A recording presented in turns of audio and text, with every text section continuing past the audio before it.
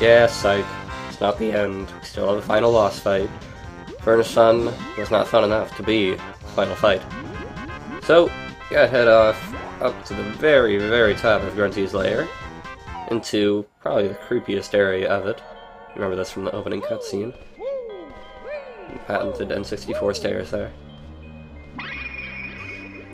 And that warp pot warps to there. I activated that one off screen. Shut up, I'm a magician. And one last note door, except it's not actually the last note door, but it's the last mandatory note door. And it ensures that you cannot completely skip any level. Because you need to visit at least 10 notes from each one. Or from one, even if you 100%. You can't skip anything. That's what I'm saying. Anyway, this is a transformation room. There's nothing of note in here, but by golly, there was a lot of stop and swap theory about this. Mostly involving those doors. Those guys, yeah. Yeah, there's nothing behind them. Just for show. Anywho, we have one last painting. And Grunty has a lot to say.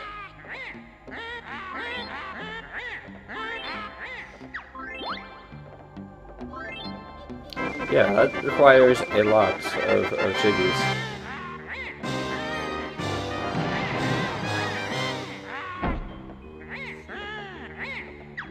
And here's the point where Grunty realizes that she forgot to talk about the painting, even though I already did the painting.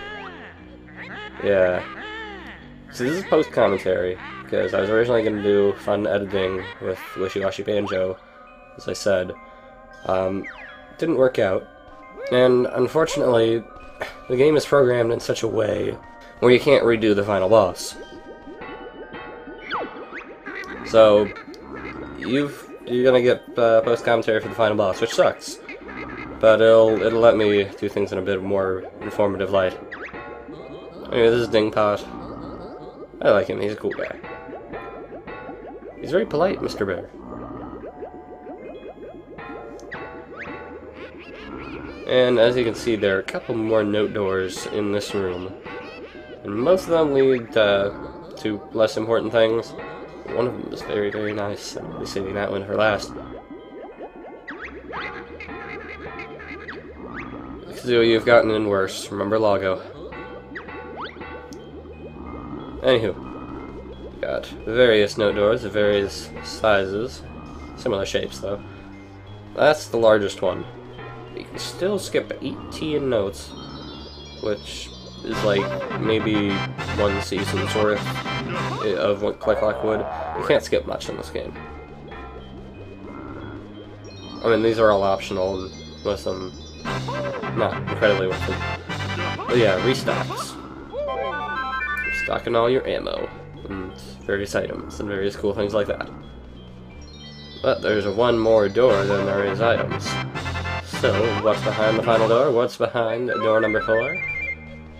Well, it's probably the only useful one. Oh, yes, you did. I don't want to hear about it.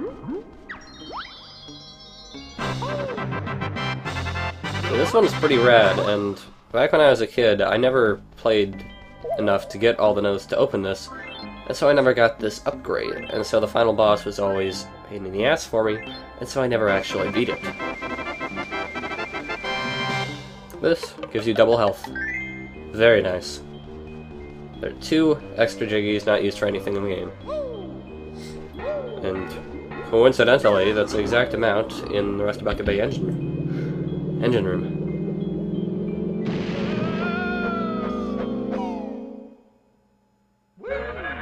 Alrighty, final showdown.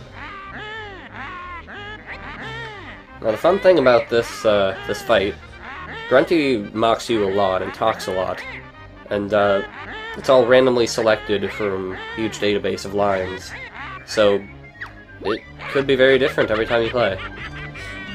And it's a very involved boss fight. It takes everything you have, every move. Well, not every move, but gosh, near close. Avoid her Lardmaster 2000. Rat-a-tat-tapper. And avoid her fireballs. Fireballs start pretty easy, only one of them pretty slow, pretty easy to avoid. But pretty soon they get fast and harder. And come on. There we go. So yeah, what I needed to do is remember that you can rat-a-tat-tap out of talent shot.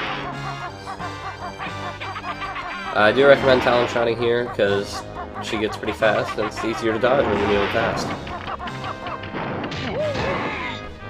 And she breaks the rules of 3 in this fight, actually. She often takes 4 hits. And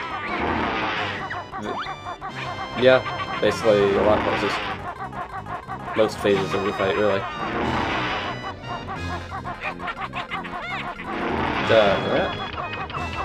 And yeah, jumping into her Lardmaster without actually attacking hurts you, which I didn't know. Oh, and this one's great. This is a homing spell. You can't dodge it at all. You gotta use invincibility. And that's all you use Golden Feathers for in this fight, which is a bit disappointing, but, you know, it's a pretty situational thing anyway. And here's egg portion number 1. That almost fell off there. That would be bad. Fall off, you die. You have to start over again. So yeah, sort of rules of 3 here, but she goes to each of the 4 sides of the platform, so it's still breaking the rules of 3 in some regard. People have no idea what I'm saying when I'm talking about that. You ever notice how every Nintendo boss ever, you attack it 3 times and it's dead? It's like that.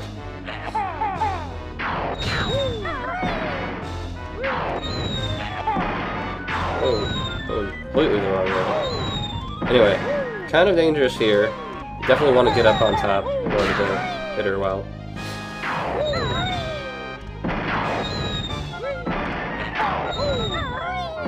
Yeah, I was being overly skittish here. It probably would have been best to just take a hit and do it, but also the lack of good egg aiming in this game kind of comes back to bite him in this fight. I mean, it's not overly horrible, as you can see, totally ace it right there, but it's enough that they fixed it in the sequel. And now the aerial section is like my favorite part, except it's also the part I'm worst at. And the R button stuff really does help a lot here. All you gotta do is ram into her. I'm amazed she can stay on her broom. Especially with her center of gravity.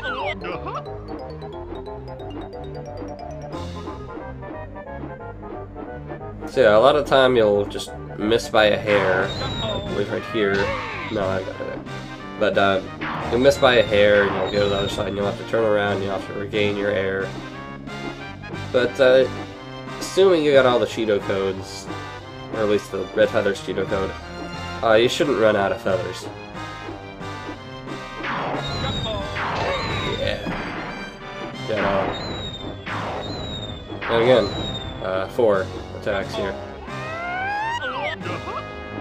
And you can sort of steer the beak bomb while in the air, not to the extent that you can in the sequel, but it's still sort of not fire. Ah, right past her.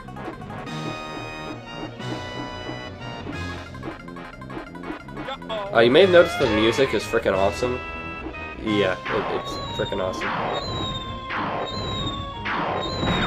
Anywho, next stage of the fight, she puts up a shield, and we actually cannot attack her. We will never attack her again in this entire fight.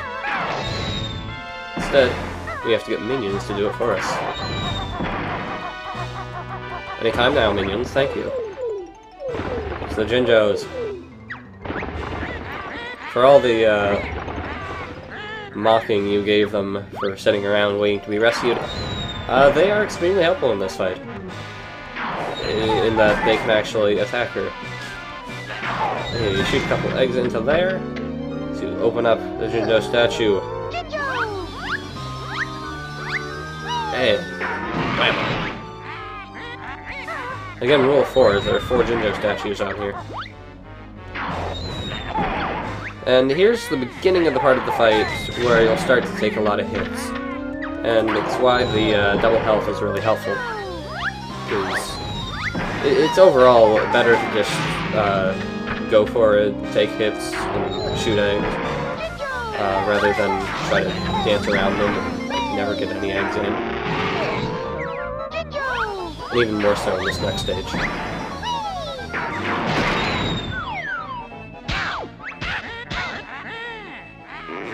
And on to the last stage of the fight, we have one last move to use.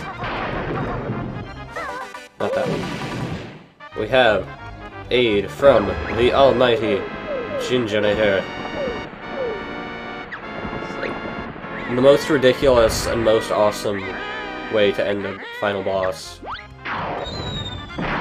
Basically, she'll shoot the hell out of fireballs at you, and overall, yeah, it's best to just go for it, take the hits, and she'll always pause after her homing spell for a while, so take that opportunity to shoot off eggs.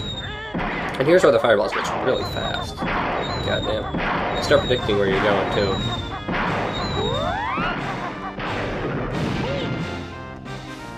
And it's good to take care of the, so close. The one up front first, just because it's the hardest one, I think, because you're right in their line of fire. Always do the hardest part first. I like this side of the statue because it's all burnt and you can barely tell where the hole is. But, only one hole left. I'm not even sure why I was bothering to dodge those things.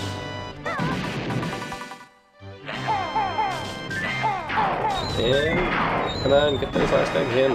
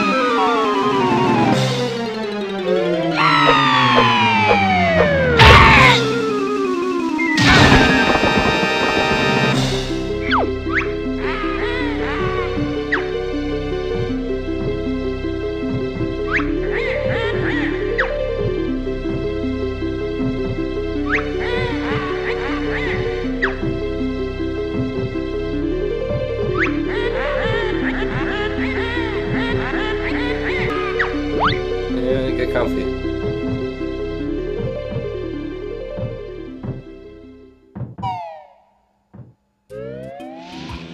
And that is the actual end to the game. As you can see, we're here on Hammerhead Beach.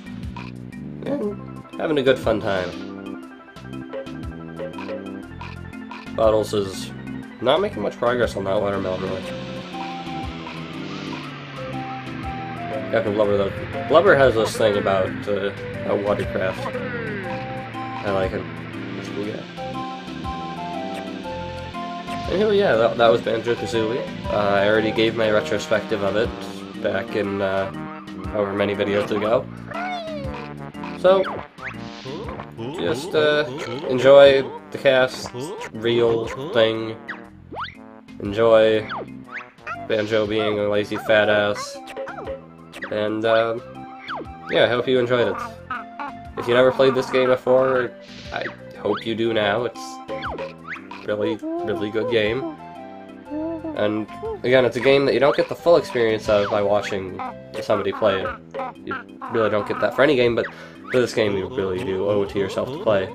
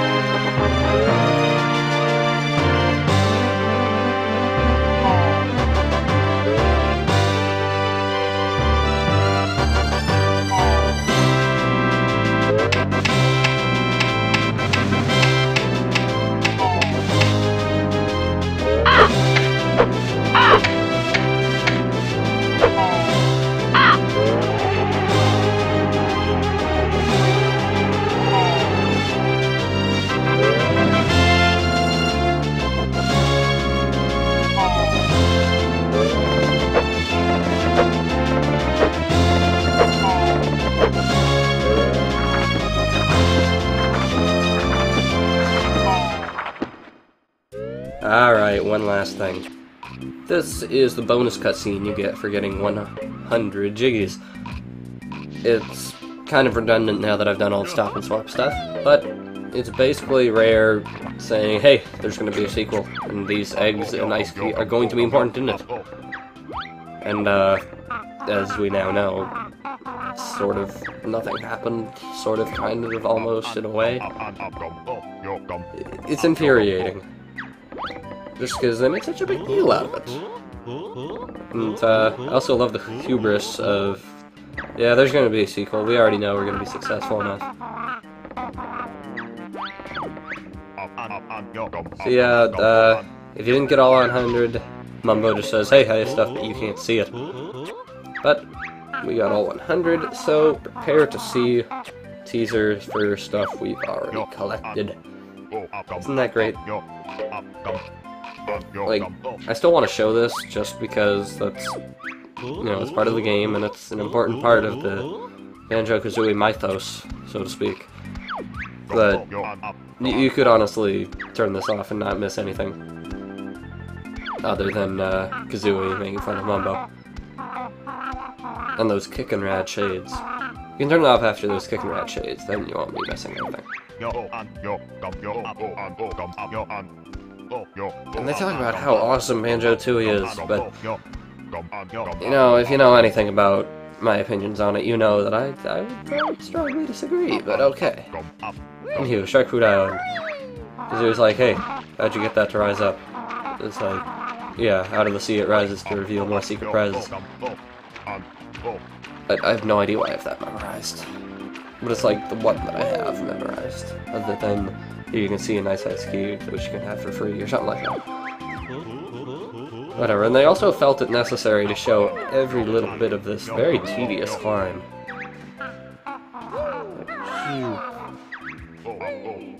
And they even run out of clever dialogue for the characters. Even Banjo says, wow, that's ridiculously high. Yep, jump and float, jump and float, jump and float. So, you know, it wouldn't be a Rareware platformer if it didn't have jump and float. Actually, I have no idea, because I actually don't remember anything with Sort and Tooie. And I haven't gotten very far in Donkey Kong 64, I've only watched the LP of it. Anyway, up here we have the pink egg. You've seen it. We've all seen it. It has him sneaking around. Which you probably didn't know existed if I hadn't told you. Anywho, Woz's Cavern now with the ice key. I'm just explaining all this over again. I've explained this before, and I hope I never have to explain it again. Yep, sure have, Banjo.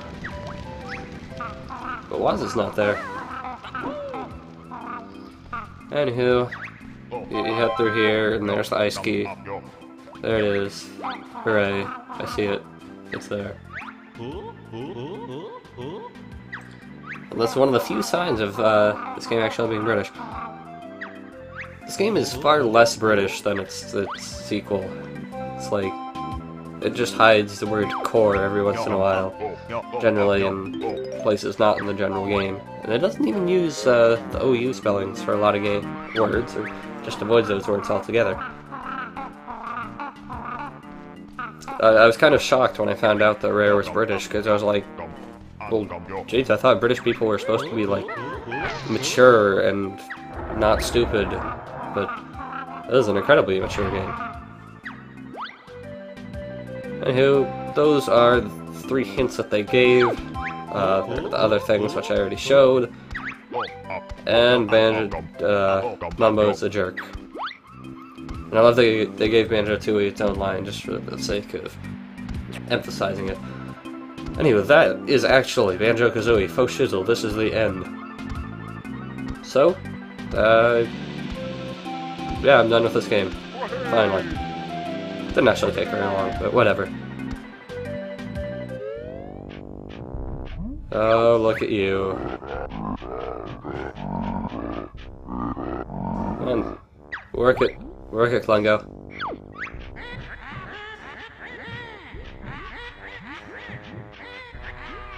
Alright, Grunty. I'll see you in Grunty's Revenge.